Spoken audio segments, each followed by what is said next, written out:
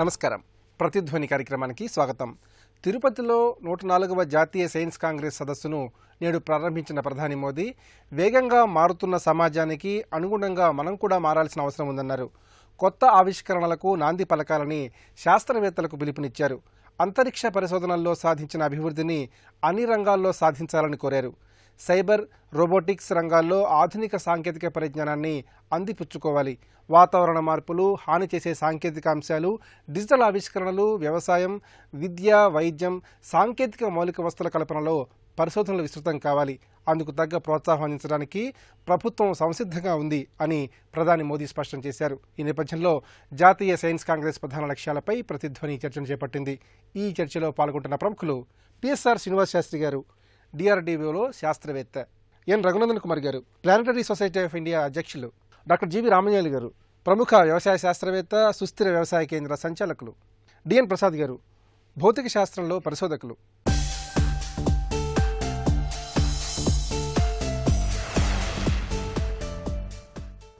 శ్రీనివాస్ శాస్త్రి గారు, వేగంగా మారుతున్న సమాజానికి అనుగుణంగా మనం కూడా మారాల్సిన అవసరం ఎంతైనా ఉందని జాతీయ సైన్స్ కాంగ్రెస్ సదస్సును ప్రారంభిస్తూ ప్రధాని శాస్త్రవేత్తలకు పిలుపునిచ్చారు.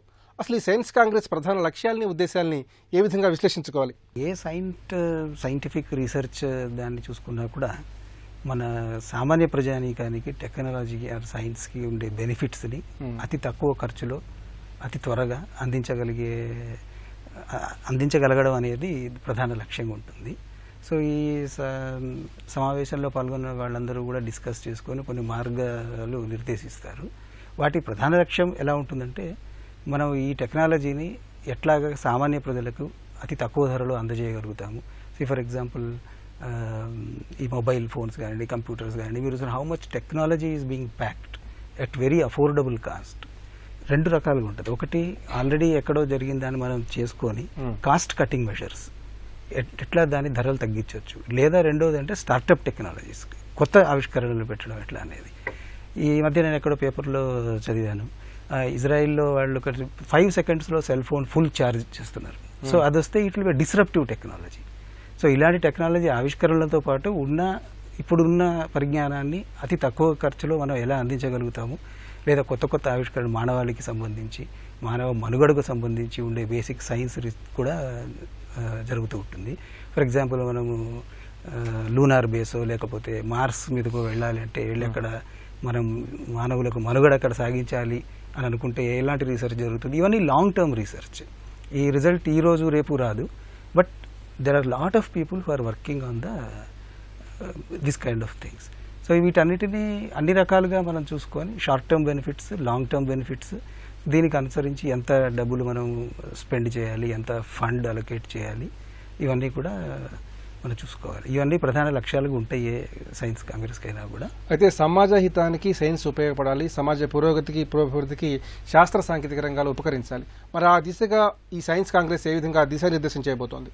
మన ప్రధానమంత్రి గారు కూడా సైంటిఫిక్ రీసెర్చ్కి చాలా ప్రాధాన్యత ఇస్తున్నారు. దీనికి ఒక ఎగ్జాంపుల్ ఏంటంటే, కొత్తగా ముద్రించిన 2000 రూపీ నోట్స్ మీద you are all seeing Mars mission, అది కూడా ఉంది. So let us hope that as a country we give more responsibility to scientists and we will expect similar benefits from scientists to back to the society. Raghunandan గారు, అంతరిక్ష పరిజ్ఞానంలో మన దేశం ముందంజలో ఉంది. అయితే మిగతా రంగాల్లో మనం కాస్త వెనుకబడ్డాం. మరి మిగతా రంగాల్లో ఇదే రకమైన పురోగతి సాధించడానికి మన శాస్త్రవేత్తలు ఎలాంటి ప్రత్యేకమైన దృష్టిని పెట్టాల్సిన అవసరం ఉంది? సైన్స్ కాంగ్రెస్ని చూస్తున్నాము. దీని ఒక ముఖ్య ఉద్దేశమే మనం తీసుకుంటే science and technology for national development, అంటే విజ్ఞాన శాస్త్రం ఇంకా టెక్నాలజీని దేశాభివృద్ధికి ఎలా చేయాలనేది దీని యొక్క ముఖ్య ఉద్దేశం. అంటే గత 103 సార్లు కూడా ఈ యొక్క సైన్స్ కాంగ్రెస్ జరిగింది వేరే వేరే అంశాలతో. ఈసారి వారు ఏం చేస్తున్నారు అంటే, ప్రత్యేకంగా సైన్స్ అండ్ టెక్నాలజీ దేశాభివృద్ధికి, అసలు డెవలప్మెంట్కి ఎలా కారకం అవుతుందో అనే దాన్ని వాళ్ళు నెక్స్ట్ 5 days పాటు చర్చించి ఒక అవగాహనకు వచ్చి ముందు దిశానిర్దేశం చేసి వెళ్తూ ఉంటారు. అయితే అంతరిక్ష రంగంకు తీసుకున్నట్లయితేనండి, ఆ మాటకు వస్తే మన భారతదేశంలో ఏ సైన్స్ రంగాన్ని మీరు తీసుకున్నా కూడా దాన్ని పెట్టినప్పుడు దైనందిన జీవితంలో సామాన్య మానవుడికి ఎలా అభివృద్ధి చేయాలనేది, ఎలా వాడికి తోడ్పడాలనే ఉద్దేశంతోనే పెట్టారండి. అయితే అందులో ఏమైందంటే, ఇస్రో మనం ఒకవేళ తీసుకుంటే మన అంతరిక్ష రంగంలో మనకి కొన్ని ప్రత్యేకమైన ప్రయత్నాలు చేయాల్సి వచ్చింది. ఆ ప్రత్యేకమైన ప్రయత్నాలు చేసేటప్పుడు మనం కేవలం ఒక ఇస్రోనే సపరేట్ చేసి చూడలేం. ఎన్నో డివిజన్స్, ఎంతో శాస్త్రం, మిగతా వాళ్ళు ఎంతోమంది పనిచేస్తేనే ఇస్రో కూడా నిలబడిందండి. కాకపోతే ఇస్రో చేస్తున్న కార్యక్రమాలు ఏమవుతున్నాయంటే అవి విశ్వఖ్యాతిని తీసుకొస్తున్నాయి, మనకు కొత్త గుర్తింపు తీసుకొస్తున్నాయి. ఇప్పుడు ప్రధానమంత్రి గారు వచ్చిన తర్వాత గతంలో పోలీసు చూస్తే గతంలో కేవలం 1-2 డిపార్ట్మెంట్స్ మాత్రమే అంతరిక్ష రంగంలో ఉండే ఫెసిలిటీస్ని వాడుకునేవారు, డేటాస్ని వాడుకునేవారు.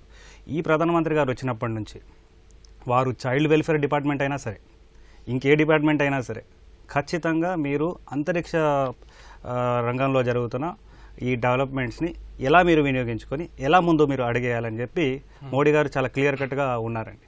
సో బహుశా రానున్న రోజుల్లో ఈ అంతరిక్ష రంగం ఒక సహాయంతో ద్వారా ఈ టెక్నాలజీస్ అన్ని మిగతా డిపార్ట్మెంట్స్ కూడా యూజ్ చేసుకుని ఇంకా ముందు మంచి రిజల్ట్స్ మనకి ఇచ్చేలాగా కనిపిస్తాయని నేను భావిస్తున్నాను. రామంజన్ గారు, సామాజిక రంగాల్లో మన దేశం మౌలికంగా ఎన్నో సమస్యలు ఎదుర్కొంటోంది.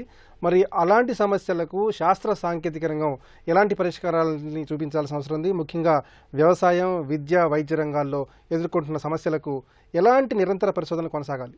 అనేక సైన్స్ కాంగ్రెస్లలో చూసినా సరే, లేకపోతే ఎక్కడైనా సైంటిఫిక్ డిస్కషన్స్ జరుగుతున్నా సరే, మెటీరియల్ టెక్నాలజీస్ మీద జరిగిన డిస్కషన్ను యాక్చువల్గా ఒక సైంటిఫిక్ థింకింగ్, సైంటిఫిక్ టెంపర్ మీద జరగట్లేదు. అంటే మార్పు కేవలం టెక్నాలజికల్ ప్రోడక్ట్స్ మీదనే కాదు రావాల్సింది, ఒక scientific understanding, scientific way of థింకింగ్లోకి రావాలి. అది రాలేదు ఇప్పటికీ. సో మనకున్న పరిస్థితులు బట్టి ఎలాంటి టెక్నాలజీ కావాలి అన్నది కూడా దాంట్లో భాగంగా రావాల్సింది. అది రాకపోవడంతో ఏమవుతుందంటే సైన్స్ అనగానే లేదా టెక్నాలజీ అనగానే ఒక యూబిక్విటస్ అందరికీ సమానంగా ఉంటుంది, అది ఉంటే మొత్తం సమస్య పరిష్కారం అయిపోతుంది అనే విధంగా చూస్తున్నారు. భారతదేశం మొత్తం మీద తీసుకున్నాం అనుకోండి, వ్యవసాయ రంగం ఎక్కడ సంక్షోభంలో ఉంది, ఎక్కడైతే వ్యవసాయ సాంకేతిక విజ్ఞానాలు ఎక్కువ రైతుల దగ్గరికి వెళ్ళాయో అక్కడ ఎక్కువ సంక్షోభం కనిపిస్తుంది మనకి, మిగిలిన ప్రాంతాలలో లేదు. నిజంగా అవసరమైన చోట ఆ సమస్యలు పరిష్కరించడానికి ఎట్లా వాడుకుంటాము అనే కైండ్ ఆఫ్ థింకింగ్ ఏదైతే రావాల్సింది ఉందో అది పూర్తిగా పోయింది. అంటే ఒక scientific way of understanding things, మనకున్న సిచ్యువేషన్స్ని బేస్డ్గా దాన్ని ఉపయోగించుకోవడం, ఇదంతా లేకుండా పోయింది. దాంతో ఏమవుతుందంటే ఈరోజు వ్యవసాయ రంగం అంటే మనకున్న చిన్న సన్నకారు రైతులకు ఎలాంటి టెక్నాలజీ కావాలి అన్న డిస్కషన్ పోయి, నా దగ్గర ఒక టెక్నాలజీ ఉంది కాబట్టి ఆ టెక్నాలజీకి చిన్న సన్నకారు రైతులు సూటబుల్ కాదు కాబట్టి వాళ్ళందరూ వ్యవసాయంలో నుంచి బయటికి వెళ్ళిపోతే వ్యవసాయ అభివృద్ధి జరుగుతుంది అని.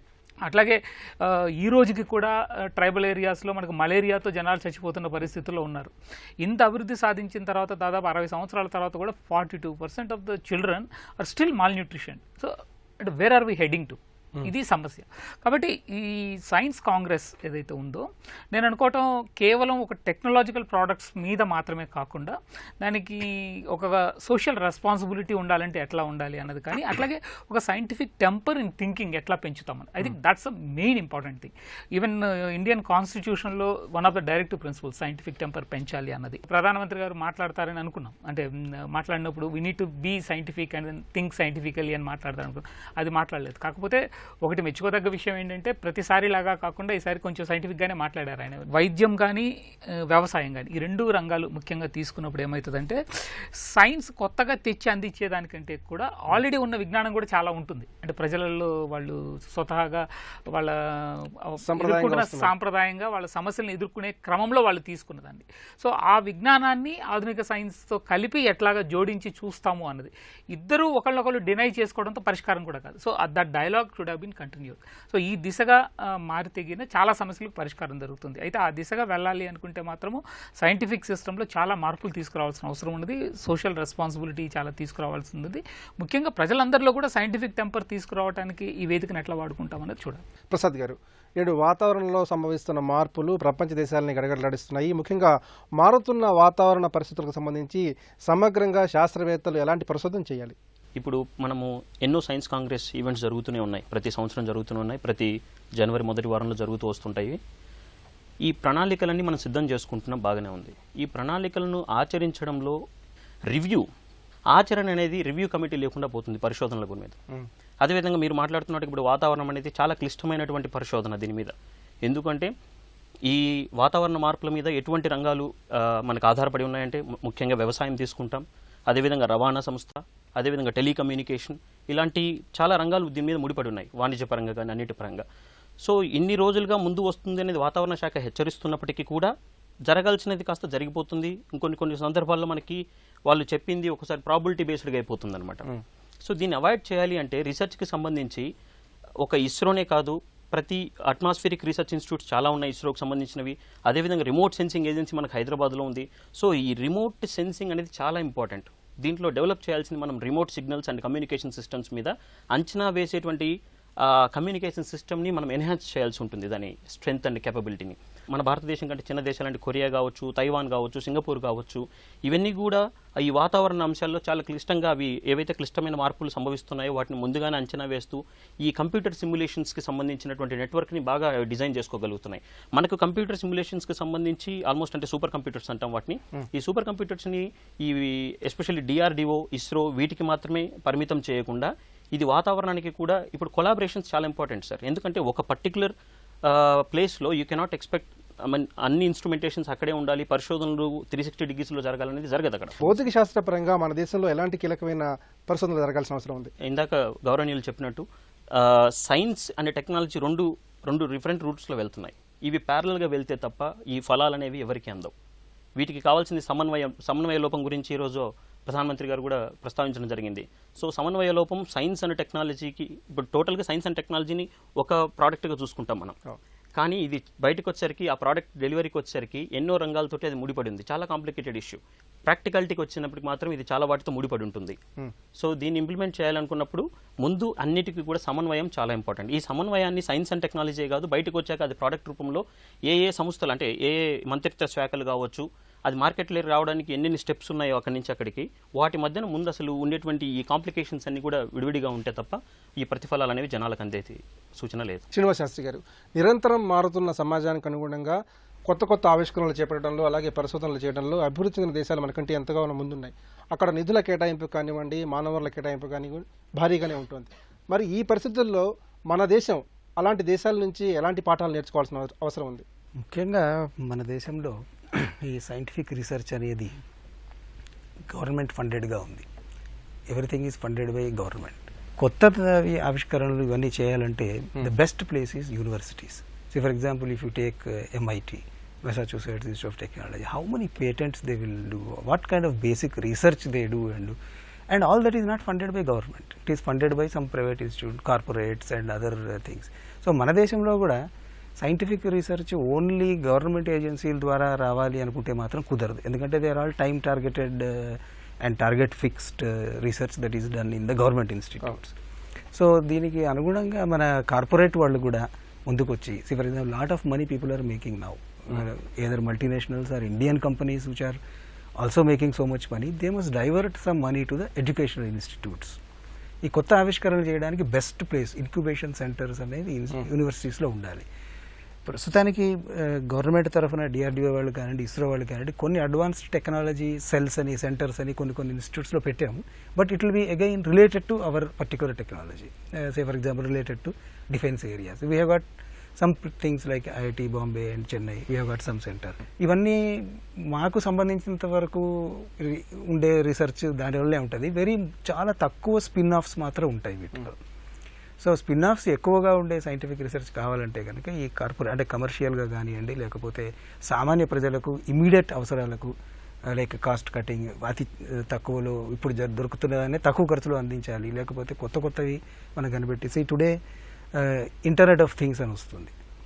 సో ఆ ఇంటర్నెట్ ఆఫ్ థింగ్స్లో ఆల్ దీస్ ఎక్విప్మెంట్, మన మొబైల్ ఫోనే కానివ్వండి, మీ కంప్యూటరే కానివ్వండి, గ్యాడ్జెట్సే కానివ్వండి, maybe refrigerator or your washing machine, rice cooker, all these things can be interconnected. అది ఇంకా మన దేశంలో రాలేదు. But I have already seen 2-3 books ఏది beyond internet of things. So it is again another 15 years తర్వాత వచ్చేదాని గురించి అప్పుడే వేరే దేశాల్లో రీసెర్చ్ మొదలుపెట్టారు. మనం ఇంకా వస్తున్నదాన్నే మనం తీసుకోలేకపోతున్నాము.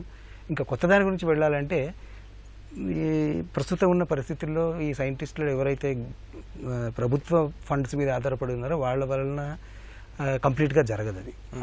సో ఈ ప్రైవేట్ రంగాలు వాళ్ళకి బెనిఫిట్స్ ఉంటాయి వీటి వల్ల డైరెక్ట్గా. సో వాళ్ళు కనుక ఇన్వెస్ట్ చేసి యూనివర్సిటీస్లో lot of people, very intelligent people ఉన్నారు మన IITsలో కానివ్వండి, ఈవెన్ అదర్ యూనివర్సిటీలో కానివ్వండి, NITsలో కానివ్వండి. వాళ్ళని అక్కడి నుంచి అమెరికా వెళ్ళి ఎక్కడికో వెళ్ళి వాళ్ళు రీసెర్చ్ చేసి కొత్తవి కనిపెడుతుంటారు. మన ఇక్కడెందుకు అది కుదరలేకపోతుంది? First thing is job security plus interested దానికి ఉండే returns, lot of money is required. Raghunandan garu, ప్రధాని కోరుతున్నట్లుగా విశ్వవిద్యాలయాలు, ఐఐటీలు, స్టార్టప్లు, అలాగే పరిశ్రమలు, మంత్రిత్వ శాఖల మధ్య ఎలాంటి స్పష్టమైన సమన్వయం ఉంటే నూతన ఆవిష్కరణలకు నాంది పలకవచ్చు? ప్రధాని ఒక ఆలోచన కూడా చూసినట్లయితే, అంటే గత ప్రధానులతో మనం పోల్చుకుని చూస్తే వారు అంతరిక్ష రంగానికి ఎక్కువ, అంటే నాకున్న అవగాహన మేరకు చూస్తున్నట్లయితే వారు అంతరిక్ష రంగం మీద చాలా నమ్మకం పెట్టుకుని ఉన్నారండి. వారు ఏమంటున్నారంటే, మీరు ఎట్లాంటి అభివృద్ధి సాధించాలన్నా అంతరిక్ష రంగంలో జరిగే పరిశోధనలు మనకు కాదలేవు, దాన్ని మనం వినియోగించుకుందాం, దాంతో మనం సమన్వయపరుచుకుందాం. ఫర్ ఎగ్జాంపుల్ మొన్న తెలంగాణ గవర్నమెంట్ అక్కడ నీటి ఒక లెవెల్స్ని మానిటర్ చేయడానికి ఇస్రో సహాయం తీసుకుంది, ఇస్రోతో టైప్ అయింది. అలా మనం చూసినట్లయితే ఆంధ్రప్రదేశ్ ప్రభుత్వం కానివ్వండి, ఎన్నో ప్రభుత్వాలు కూడా వాళ్ళందరూ కూడా ముందుకొచ్చి టైప్స్ చేసుకొని ఒక కోఆర్డినేటింగ్ లింక్. అయితే నాకు తెలిసినంత వరకు ఈ అంతరిక్ష రంగం అనేది మీకు ఆ కోఆర్డినేషన్ చేయడానికి ఒక అవకాశం ఇస్తుంది. అదే కాకుండా సార్ ఇందాక చెప్పినట్ల ఇప్పుడు ఈ రీసెర్చ్ని మనం చూసుకున్నట్లయితే చాలా వరకు ఇది ప్రభుత్వ రంగాల్లో చేస్తున్నట్టుగానే మనకు అనిపిస్తుంది, వాళ్ళకి మాత్రం నిధులుగా ఉంది. అంత చేసినప్పటికి కూడా ఈరోజు మనం ఒకవేళ ఇండియన్ సైన్స్ కాంగ్రెస్ ఒక ఇనాగ్రల్ సెషన్ చూసి ఉంటే అందులో వారు క్లియర్గా చెప్పారు, ఇప్పటికీ అండర్ ఫండింగ్ ఉంది, ఇప్పటికీ సరిపడైన స్టాఫ్ లేరు. అదే కాకుండా ఒకవేళ ప్రైవేట్ రంగం సంస్థలు ఎవరైనా ఒకవేళ రీసెర్చ్కి ప్రోత్పడితే వాళ్ళకి ఏది ఉపయోగపడుతుందో ఈరోజు వాటి మీదనే వారు ఎంకరేజ్ చేస్తున్నారు, కానీ మిగతా ప్లేసెస్లో చేయట్లేదు. సో అట్లాంటి పరిస్థితుల్లో ఈ మధ్యకాలంలో చాలా పెనుమార్పులు వచ్చినాయండి. ఫర్ ఎగ్జాంపుల్, మన భారతదేశం 2008లో చంద్రమండలం మీద పరిశోధన చేయడానికి చంద్రయాన్-1 పంపించింది. అప్పటికి అందరూ ఎక్కిరిచ్చారు, ఎందుకు పంపిస్తున్నారు మీరు, చంద్రమండలం మీద దిగి కనుక్కోలేనిది అమెరికా వారు, మీరేం కనుక్కుంటారు కొత్తగా అని అన్నారు. అట్లాంటి వారికి మనం ఏం చేసాము, చంద్రమండలం మీద నీరుందని ధృవీకరించే పరిస్థితికి మన చంద్రయాన్-1 వచ్చింది. ఇప్పుడు గత 10 సంవత్సరాలుగా చంద్రమండలం మీద అడుగుపెట్టి పరిశోధన చేద్దామని ఇస్రో అనుకుంటుంది. ఇదే పరిస్థితుల్లో ఏమైంది, ఒక ప్రైవేట్ సంస్థ టీమ్ ఇండస్ అని చెప్పేసి బెంగళూరులో ఉండే ఒక కంపెనీ మన భారతదేశం కన్నా ముందు చంద్రమండలం మీద దిగే పరిస్థితి, వాతావరణం ఈరోజు భారతదేశంలో ఉంది. అదే కాకుండా మీరు ఇస్రో ఒక లాంచ్ని చూడండి, ఈ సంవత్సరం జనవరిలో 1994 నుంచి ఇప్పటిదాకా 123 ఉపగ్రహాలు పంపించారండి శాస్త్రవేత్తలు, 94 నుంచి ఇప్పటిదాకా.